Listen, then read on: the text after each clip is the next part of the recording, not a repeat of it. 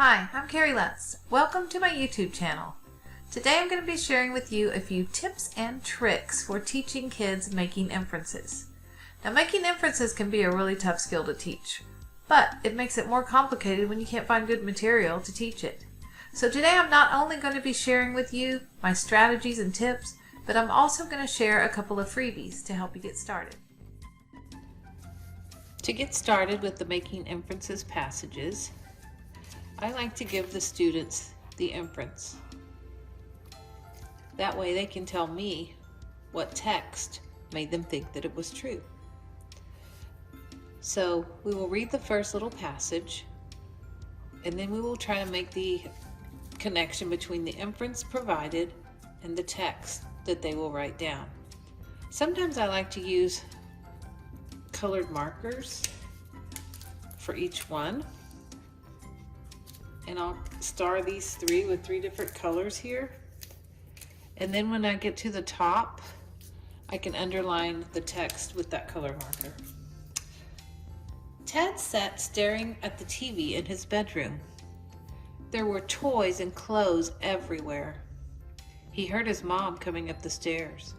"Oh no," he cried as he tried to clean his room before his mom walked in. So the first inference that is given says he was really enjoying watching. He was really enjoying what he was watching. So the author has kind of slipped that into the kids' minds that the child was really enjoying what he was watching. What did they say to make them think that? The author said that Ted sat staring at the TV in his bedroom. Usually when you're staring at something really hard, that means you're really involved in it. So we'll write that text. Ted sat staring at the TV in his bedroom. Now we kind of have that color coded already. The text with the green underline with the text in the box. The next box says his room was messy. The author really never told you that his room was messy, but the author gave you clues that the room was messy. What were they? There were toys and clothes everywhere. That is what most kids know is a messy room, when their toys and clothes are everywhere. So his room was messy because there were toys and clothes everywhere. I'm writing pretty messy right now. Okay, let's continue.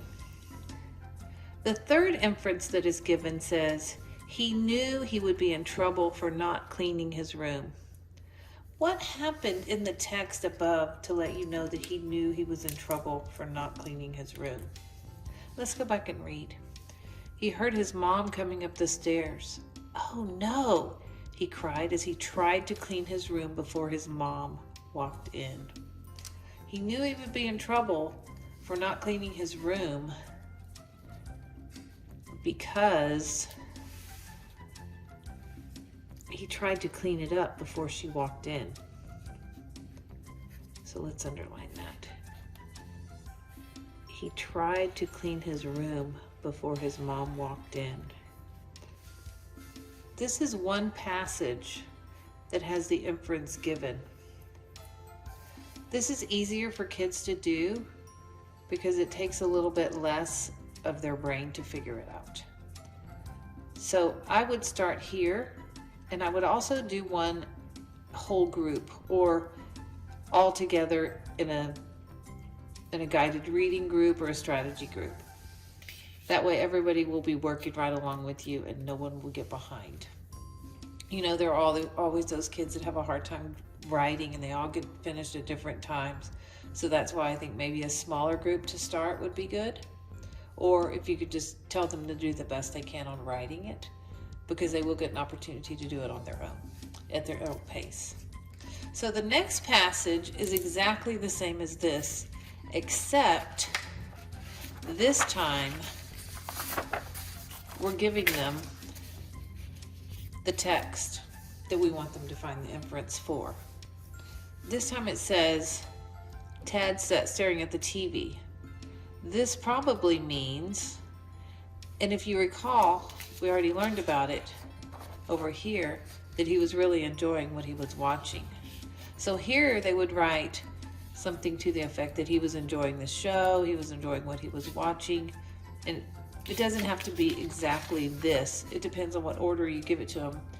If they remember this, like say you do this one day, and then you give them this the next day to kind of cement in the ideas, they might be able to remember almost exactly what it said, or they might put it in their own words, which is good. That's what you want them to do anyway.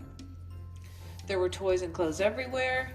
If you recall, that's what over here we said that his room was messy, and then he cried, oh no, and tried to clean his room before his mom walked in. And in that, we knew that he was supposed to have that room clean already. I tried to make passages that I know that kids would relate to, things that they know about, so make it a little bit easier to have that schema that they need to be able to complete an assignment like this. And finally, the last page in this is a blank passage. There are, in the set of passages, there are 14 in the original set, and each of them have 4 different versions. You have the answer key, which gives you all of the information. Then you get the inference given, then you get the text given, and then you finally get the blank one. Which, a good strategy as a teacher for me was to give them the original page that gives the inference, and we would do this all together. Then the following day, I would give them the page that they needed to give me the inference, and they would kind of remember it, and they would remember what their thought process was which is really what we want them to do. Like, we want to get that thought process down of what is the author really telling us. Read between the lines, and you can tell them they're investigators, and they do love that. And then finally, you give them the blank one and see what they can remember from that. And then the next time you give them a whole new clean passage, you might start again giving them the inference, or you might start by giving them the text, whatever you think they're capable of doing at that time. That's why it's great to have these that have like that scaffold, and it's kind of a gradual release model where you can finally gradually release it out there for them to do it themselves. So I really hope this helps. Thank you so much for watching, and let me know if you have any questions in the comments. I'll leave the link to these free passages there, along with some other inference passages in case you need them.